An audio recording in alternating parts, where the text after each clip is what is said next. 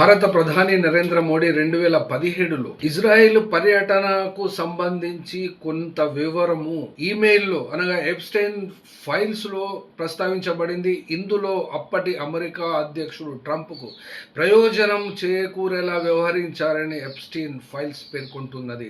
భారత విదేశాంగ శాఖ దీనిని ఒక నేరస్తుడి పనికి రాని ఆలోచనలని కొట్టిపారేసింది. కానీ ఇందులో భారతీయుల పేర్లు ప్రస్తావించడము పక్కన పెడితే 2017 నుండి 2026 వరకు ఇజ్రాయెల్ దేశముతో భారతదేశానికి రక్షణ ఒప్పందాలలో ఎన్ని కోట్ల వ్యాపారం జరిగిందో ఒకసారి చూద్దాం.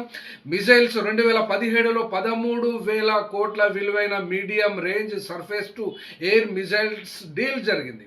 నౌకాదళానికి సంబంధించిన 7 యుద్ధ నౌకలని 2018లో 5,600 కోట్ల long range surface to air missile కొనుగోలు జరిగింది. తర్వాత పైస్ బాంబులు 2025 చివరిలో లోరా బాలిస్టిక్ మిజైల్స్ కొనుగోలు చేయడం జరిగింది.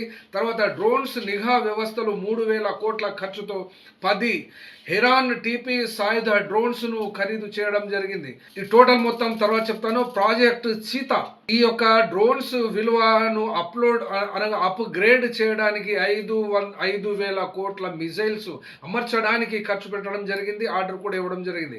తర్వాత తేజస్ మార్క్ 1A యుద్ధ విమానాల కోసం 83 AESA రాడార్ల కొనుగోలుకు అగ్రిమెంట్ జరిగింది. జనవరి 26 ఎండింగ్ వరకు 2,092.69 కోట్ల Suryastra multi calibre rocket launcher వ్యవస్థల కోసం ఆర్డర్ ఇవ్వబడింది.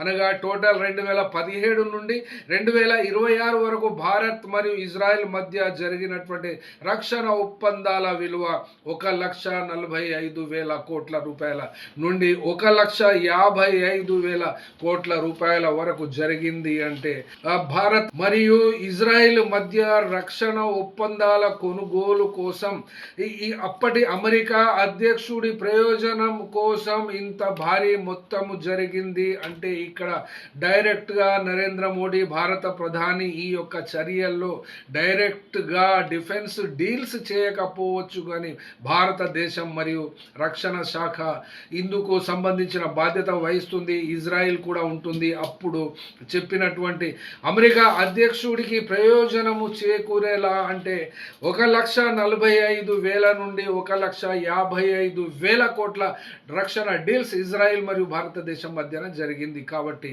ఇది ప్రజలకే తెలియాలి. ఎవరు ఎక్కడ ఏమి క్రిమినల్స్ ఏమి నష్టం చేశారో లాభం చేశారో అది ప్రజలే తెలుసుకోవాలి.